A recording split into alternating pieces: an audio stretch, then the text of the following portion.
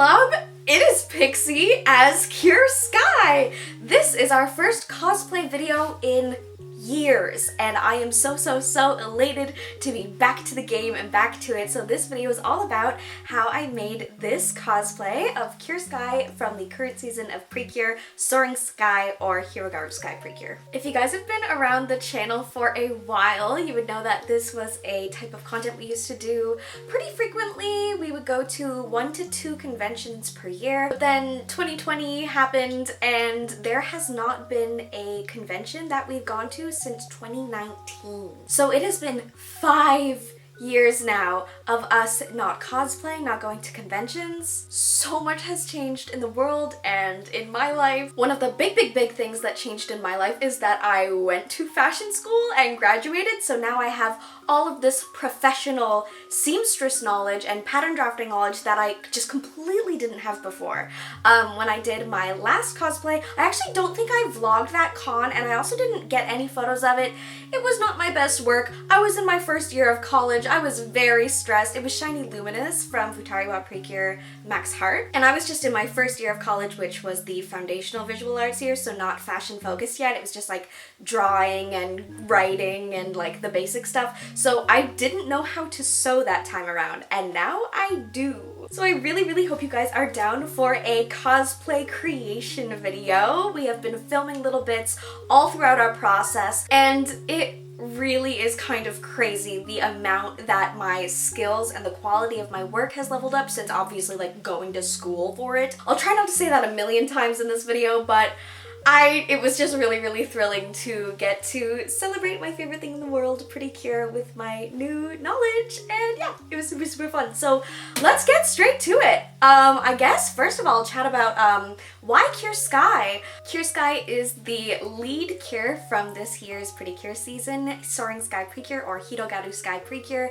which is also the 20th anniversary season. So there has been all kinds of amazing Precure news this year, and I have been planning a video just all about like all the new Precure stuff coming up, as well as in addition to my series review. I keep bashfully holding my twin tails. If you guys are down for more Precure content, I am super back in my Precure era. So yeah, Sora or Cure Sky is the first lead Precure that is like primarily blue. And she's just so fun and so badass and so like kind-hearted and well-meaning and a little bit like naive and oblivious, but like she just has the biggest heart and the biggest bark, and I love her so much. And I love a good twin tail wig. Honestly, a big part of this is I really wanted this wig. And I also actually had a group of friends doing a cosplay group with me. My friend Magical was cosplaying Cure Prism and their partner Oliver was cosplaying Cure Wing, and we are going to have photos all together. My mom is actually coming to do a proper photo shoot with us all. It's just forecasted to rain for like 16 days, so what can you do? Yeah, by the way, there's a cape. Just saying. Let me swoop that over my shoulder. So the first thing that I did, which already is different than my previous like cosplay kind of work patterns, I wanted to start by visualizing the entire pattern, and I just did this in Procreate. In school we would do something called a quarter scale where you use itty bitty tiny pattern pieces. So this was kind of like a half version of that, where I just kind of imagined, okay, I need a bustier like this, and I need a circle skirt with these here, and I need this underbust thing with the and that gave me a good idea of, first of all, how much fabric I need to buy, and also just what I'm in for, like the workload. There are a couple pattern pieces that I didn't make for here, mostly the socks and the cape, and that's pretty much just because I ran out of room. And yeah, I don't think I filmed any of the actual pattern drafting because it's really hard to see the pencil on the brown paper. Like for video, it really doesn't look like anything. But this full cosplay was the first one that I have pattern drafted from scratch to a professional level. All of my patterns were true, they were notched, they were labeled, they were hole punched and organized together. In the past, of course, I would make patterns, but I never notched. I did not know what a notch was until I went to fashion school. And don't feel bad if you don't know what a notch is. It's basically like the little bit on a puzzle piece that like makes it go together. That helps a lot in making sure that your two ends at the back don't just go, it makes sure they go, boop. So yeah, this was my first cosplay notching. Like, that's huge! I was thinking about counting how many pattern pieces there are in total, so if so, I will put that number here.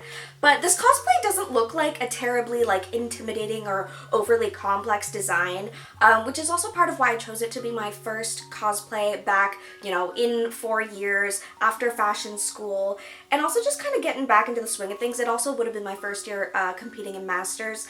I'm filming this after the convention. Again, if you follow me on Twitter, you'll know I ended up not competing because I had a humongous panic attack. You'll find out about it in the vlog. It was really sad and unfortunate, but it would have been my first year competing in Masters. So I wanted to choose something that was complicated enough, but not biting off way more than I can chew.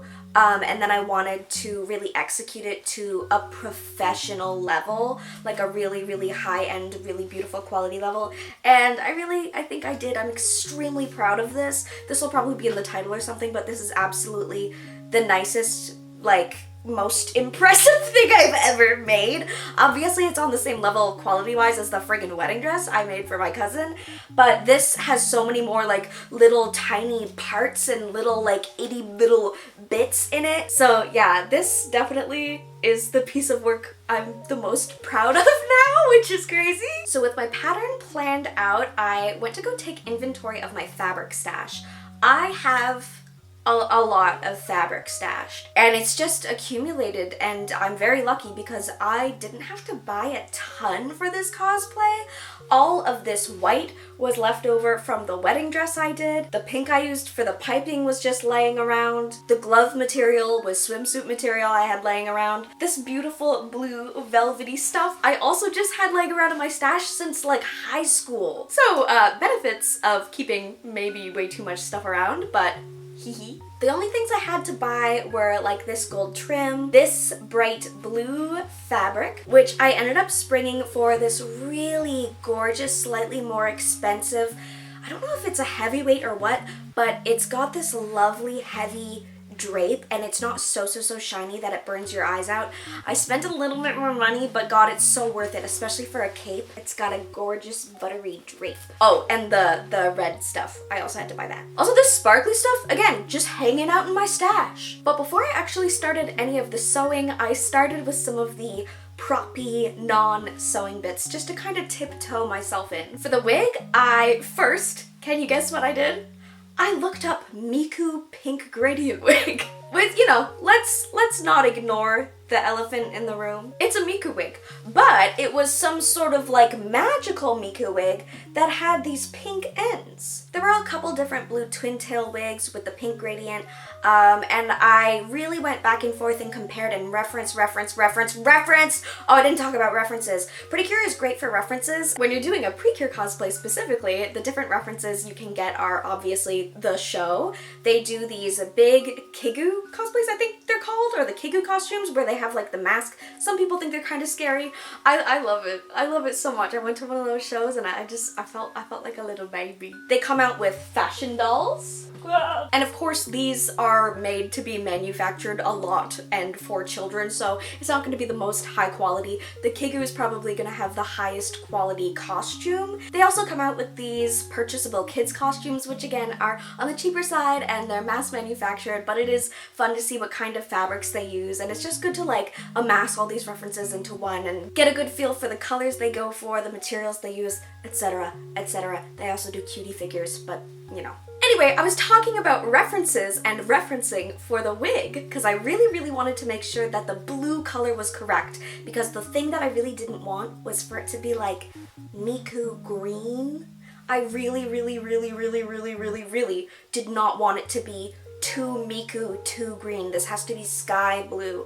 And I'm so glad, because again, buying online, like the color can be slightly different in person, and it usually says that. So I prioritized getting the right blue on top rather than the pink on the bottoms, and I just brought it home to dip dye. I used the Rit Dye More in Super Pink, and this was my first time dip dyeing. When I did Cure Flora's wig, I did the thing where you like break open a Sharpie with a friggin' X-Acto knife and you put it in a spray bottle with alcohol and then you spray it, and that looked great. I have a confession to make. That wig The dye ran all over my cosplay all day at the con because it was sweaty and hot, and it was just Sharpie ink on top of like plastic. So maybe I wouldn't recommend that, or if you do that, rinse it really, really good. So I was like, let's not do that. But I was also nervous because like putting a synthetic wig in boiling water is something that I've never done before. Wait, no, that's a lie. We did a yellow one. I think that was someone else in my brain because I don't feel like I've done that before, but I just got a note that we have. Anyway, I was worried about it melting, but I just did it real quick. I did a little strand test, just like a little boop, boop, boop, boop. You actually have to do it for like 3 seconds because if you do it for like 7, it's gonna be raspberry mama. So yeah, I was really anxious about ruining this wig and turning it into like a blue raspberry slushy. It went actually super fine and super good. And I hung it outside to dry, and I hope my neighbors don't think I'm crazier than I am. And yeah, this is just sewn in. Just a sewn in little neat knot. Another thing that I actually did before I really got into the sewing were these lovely little wingy thingies. I feel like Precure is so good at having fun like head decorations. What is this? What's going on? So I did these out of the super thick foam, and again I had this in my stash from cosplays past. The super thick stuff, it's probably like 5mm thick, and then I actually found some metallic gold foam that was the thin stuff, which was absolutely perfect. I was so stoked to find that foam at Michael's. We got the foam. Isn't that epic? I didn't know they made metallic gold foam. That's literally exactly what I needed. I was gonna spray paint foam and I was like, oh god. But that's sick. To get the pattern and the scale, I actually just blew up the image really big in Procreate and printed it out, and I pinned that straight to the wig to try and get the scale super perfect. I feel like this is the kind of thing where you can like work on it and think it looks good, and then you put it on and you're like, oh, they're way too big or they're way too small or they're too close together or something. I worked really hard, and I referenced very anally all the time to try and make it as accurate as possible. I think it turned out nice. They're on the back as well because they are in the anime. Once I had the scale all set to what I wanted, I just X-Acto knifed this little edge part out of the printed out pattern, and then I traced that 4 times, twice flipped. This was very like tedious and very important to get it exactly perfect so that it would line up well. And I like that in the anime too, the edges are white and then you can see the gold in the gold. One really fun thing that I also did on these little wings is that I used something called Mod Podge Dimensional Magic.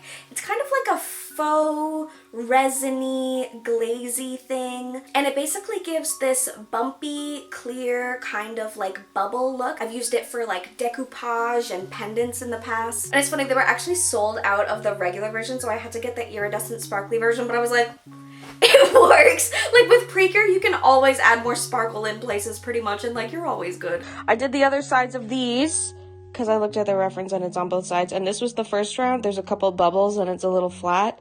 Look at that. No bubbles. Less flat. She's gorgeous. I also used that Dimensional Magic stuff on this lovely little tie thing. And I did this for her little tie thing.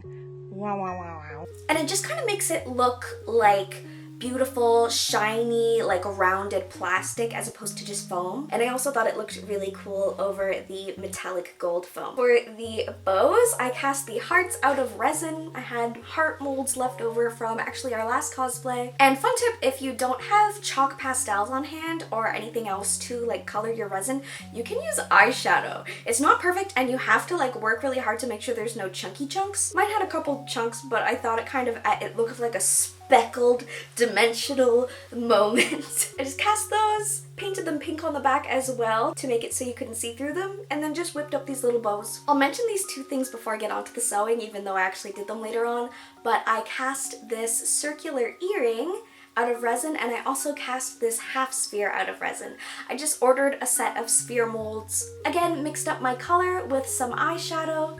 This one I think is super fun. And yeah, I just have my stretched ears. I just put in like blue tunnels and I was like, ugh. I wouldn't dare try to put foundation on this arm. Can you imagine my sweaty foundation arm rubbing like skin color paste all over my beautiful cosplay? It would be a nightmare. So I hope you don't mind edgy Kier Sky.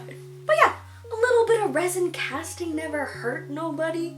Let's get to friggin' sewing. Oh, I keep calling it a Miku wig. It's not happy with the amount I'm like flailing my arms. Well, first of all, I guess I should mention that I did like a proper professional fashion designer block for this, which is basically just like a perfect copy of your body. So I took my measurements for the first time since like fashion school, and I mocked up a block, and my friend Kennedy, who actually also went to the same fashion school as me, helped me fit it, which was awesome because God, I forgot certain things and the armholes were crazy small. The armhole depth measurement was crazy wrong, but now I know.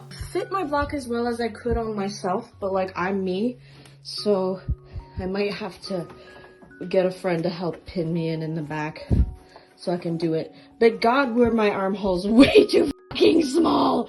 I couldn't even get it on. But yay, things are happening. So like I mentioned, it's really hard to film the actual like act of pattern drafting because you can't really see the lines on the paper. But this is all just Cure Sky. And it's not including any like doubles that I've revised, and it's not including the block. This is all the final pattern pieces. This is the cape piece. That's 1, 2, 3, 4, 5, 6, 7, 8, 9, 10, 11, 12, 13, 14, 15, 16, 17, 18, 19, 20, 21, 22, 23, 24, 25, 26, 27, 28, 29, 30, 31, 32, 33. And actually, these were just circles I used to make the scallops. 33 pattern pieces for Cure Sky.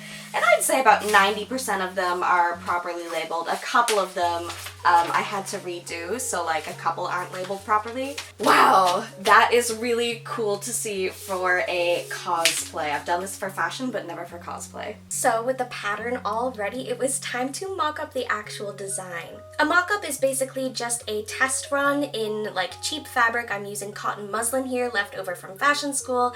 And this was a very successful mock-up. Once I revised my block, this fit pretty well. The only adjustments that I had to make were bringing in this little bit of excess around the bust, around the armhole, as well as shortening the skirt and adding the frill. So I made those 2 little adjustments, and then it was time to cut things out of the fashion fabric. Like I mentioned, a lot of the stuff was from my stash. This is a beautiful, sturdy, slightly shiny white fabric, and I'm just here serging. And I also thought it would be really cute to add in a little design element because Cure Sky has these beautiful princess seams on her white bodice, and they're just drawn in with like line art lines. So to accentuate those seams, make them more visible and more kind of like cartoony anime brought to life, I decided to do some piping. Since Cure Sky has lots of other little pink details in her costume, I think this super light pink shiny material was great for the piping.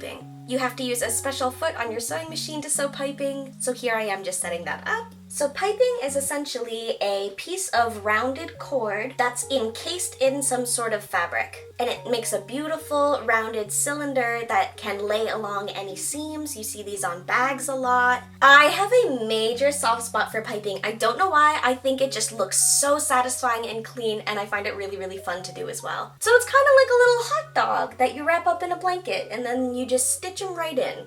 You do have to make sure that you stitch really close to the line so you don't see that stitch line that you did just to make the piping like in your final project. But that's all just careful pinning and taking your time. It's totally doable. And one really thing that's important about piping is that you want to cut the cord a little bit shorter so that when you are sewing your final project together and you're like matching your seams and actually constructing it, you're not sewing over that cord. You technically can, but it doesn't look very good and it really ends up super bulky in your seam. Since the material I used was stretchy, it was even easier for me to slide back that fabric casing, get in there, and snip my piping cord up to the stitch line.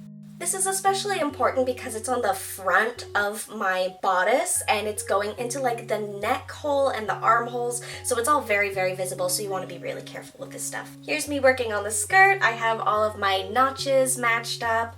That royal blue shiny fabric I've also interfaced because it was a little bit too thin compared to that velour. and I'm just here serging all the edges on the inside. To get the ruffle the right size for the skirt, I laid the skirt as flat as I could on the ground, and I didn't use a gathering foot or anything for this ruffle. I did it all by hand, just with a gathering stitch. So laying it out this way was the best way for me to get an even gather all around and really be able to control where the volume is all around the skirt. Also, look at that placement of those royal blue parts. I love it. I think it's super, super accurate. And so. Everything is notched and lined up and serged, and it's just so satisfying for me to see. This cosplay is as beautiful and finished on the inside as it is on the out. That being said, of course it's fully lined, so for the lining, I just cut all of the pieces out of some polyester white lining, serged them, stitched them together, and I even got a shot of just the lining on the Judy. It's like a ghost.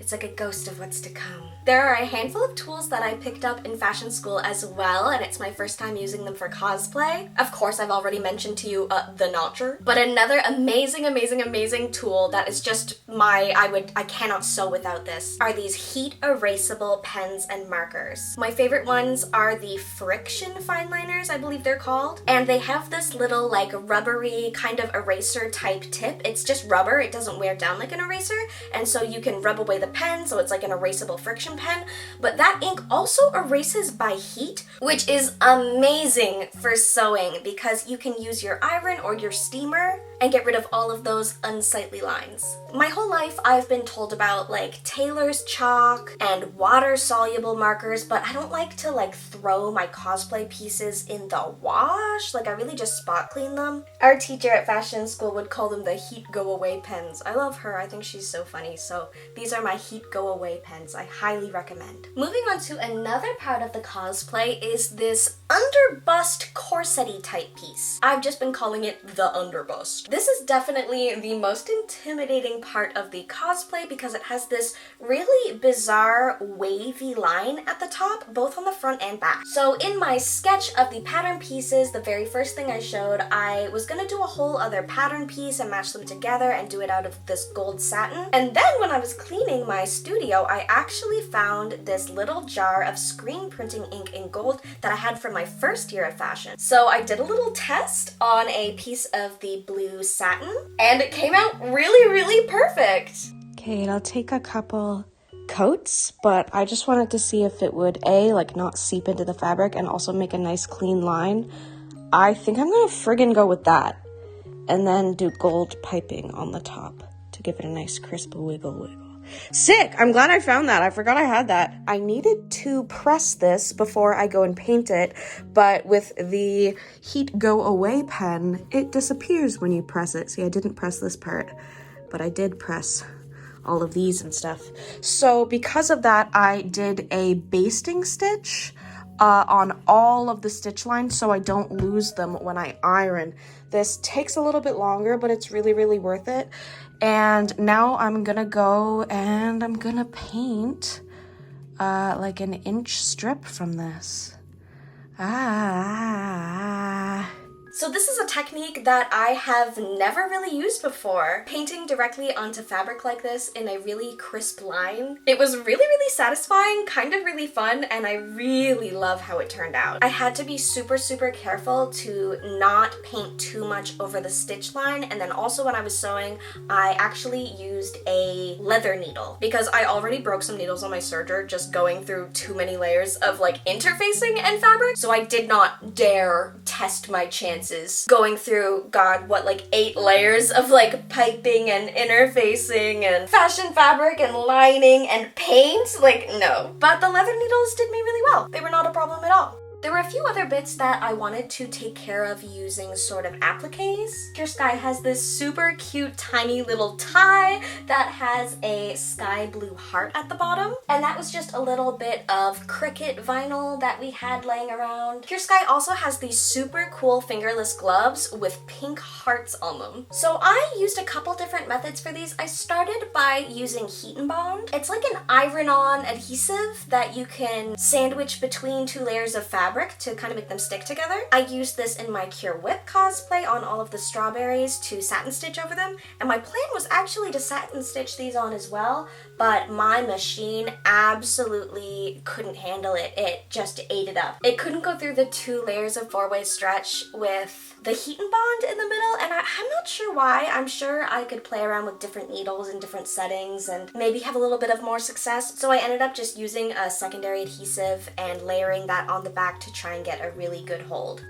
I'm gonna fix the Velcro there so it's tighter, but it's just like a bracelet and a cuff and a glove, so they're all separate parts, but yeah. There's a few more fun details here, like the gold fringe on her cape. I love her cape. I really underestimated how fun it would be to walk around and wave it around and just feeling it in the wind. One other really big thing that I kind of took to heart this cosplay go around was taking my time. I want to play this clip not sped up so you can see, like, you don't have to zoom through. Like, really tiptoe, really take your time, especially if you're doing scallops or lots of weird little wiggles. You can straight up crank the wheel of your machine if you want. I feel like I used to just be flying through like I was driving a car. But yeah, I feel like my work has improved a lot more, and also I don't really need to slow down as much. But for little details like this, yeah.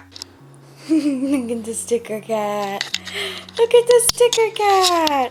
I also did quite a bit of hand sewing, you'll see a bit more later, but here I am hand sewing on some embellishments along the bottom of the cape. I just thought this looked beautiful. This isn't technically in the costume, I just thought this looked beautiful. And in the fashion dolls, sometimes they use like alternative trims and stuff, so I'm gonna say it's allowed. Here's a little bit more of that hand sewing. It's basically just slip stitching all of the armholes and the collar, the zipper lining. I used to really hate hand sewing. I found it super tedious and stressful, but I think I was just lacking confidence. And this stitch is great because it's totally invisible once you're done. It's tedious, but it's so worth it. Really gives you that professional finish. Another really big upgrade from my last cosplays are the shoes. I am so glad that I went all out in fashion school and I learned how to paint over shoes properly. This is a skill and a craft that I really love, that I've done several times since. And oh, it's so perfect for cosplay. And once again, I just used the paint and the Angelus gear that I had left in my stash. I definitely will probably need to purchase a bit more soon. But yeah, I just thrifted these bad boys and I have a whole video that I did on the process of this. You can get a really beautiful professional finish if you just take your time and really don't skip any of the steps. Shoe progress. It needs like one more coat on the blue in certain areas and like a bunch of more coats on the yellow, but that, I swear to God, is I think 4 or 5 coats. I stopped counting, but I just wish you would work harder, babe. I've been sitting here for like 20 minutes trying to get these open, but the paint has sealed them shut so completely. So this is my hack. And then you just cover it with like duct tape or saran wrap, and then you have access to your paint again. You cut a hole. I just realized that I didn't talk about the socks at all, but I patterned them out like this, and I used the same 4-way stretchy white swimwear fabric as I did for the gloves. I just chopped out the amount that I needed for the royal blue, and I actually dyed it with some Rit Dye More. Exact same line of dye that I used for the wig, just in a different color. And then I cut it, and I sewed it, and I had myself some socks. Are you guys ready for the big reveal? After many hours of hard work and stress and a little bit of tears, my first cosplay in 4 years is done.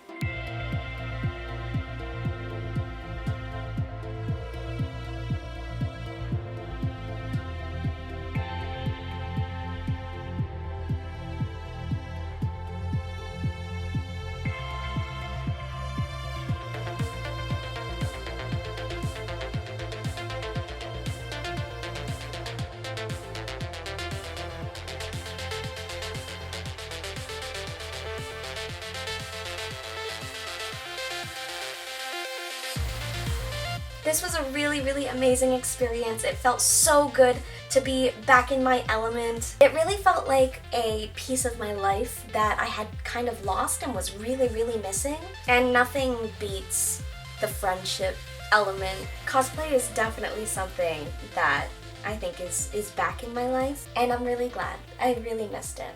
Thank you guys so much for watching, and thank you for also being patient if you've been a fan of this content and it's been years since it's been around.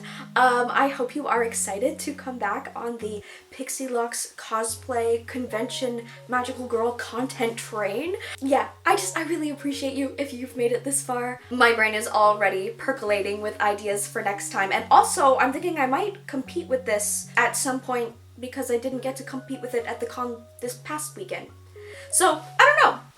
Perhaps you might see me somewhere at some point in this, but also I'm excited to make the next thing just because I love this. I really love this.